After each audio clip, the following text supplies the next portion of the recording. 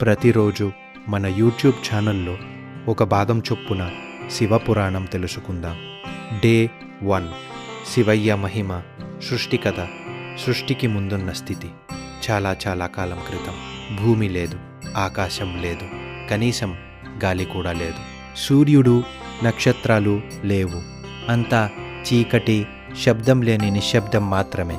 ఆ సమయంలో కేవలం శివయ్య మాత్రమే ఉన్నారు. ఆయనకు ఆది లేదు, అంతం లేదు. ఆయనే పరమసత్యం. సృష్టిని ప్రారంభించాలని శివయ్య సంకల్పించినప్పుడు ఆయన నుంచే ఆదిశక్తి అవతరించింది. శివుడు ఆలోచన అయితే శక్తి ఆ పని చేసే బలం. ఈ ఇద్దరూ కలిసినప్పుడే ప్రపంచ సృష్టి ప్రారంభమైంది. శివయ్య తనలోని దైవత్వంతో విష్ణుమూర్తిని సృష్టించారు.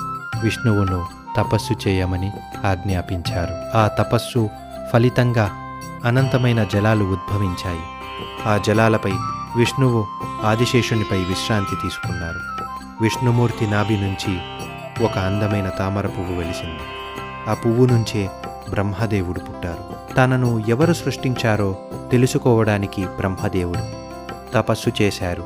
తర్వాత ఈ లోకాన్ని సృష్టించే బాధ్యత ఆయనకు లభించింది. కొంతకాలం తర్వాత బ్రహ్మదేవుడు విష్ణుమూర్తి మధ్య ఎవరు గొప్ప అనే వివాదం వచ్చింది. ఇద్దరూ తామే గొప్పవారని భావించారు. ఆ వాదనతో లోకాలు వణికిపోయాయి. ఆ సమయంలో వారిద్దరి మధ్య ఒక మహాజ్యోతి స్తంభం ప్రత్యక్షమైంది.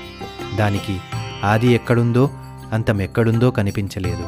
దాని అడుగు భాగం తెలుసుకోవడానికి విష్ణుమూర్తి వరాహ రూపంలో కిందికి వెళ్ళారు. దానిపై భాగం తెలుసుకోవడానికి బ్రహ్మదేవుడు హంస రూపంలో పైకి ఎగిరారు.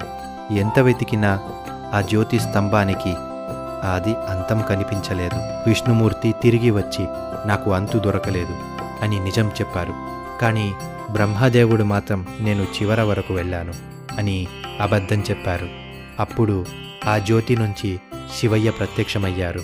నిజం చెప్పిన విష్ణువును ఆశీర్వదించారు. అబద్ధం చెప్పిన బ్రహ్మదేవుడికి శిక్ష విధించారు. చివరి మాట దీనివల్ల అందరికీ తెలిసింది. శివయ్యకు పుట్టుక, చావులేవు.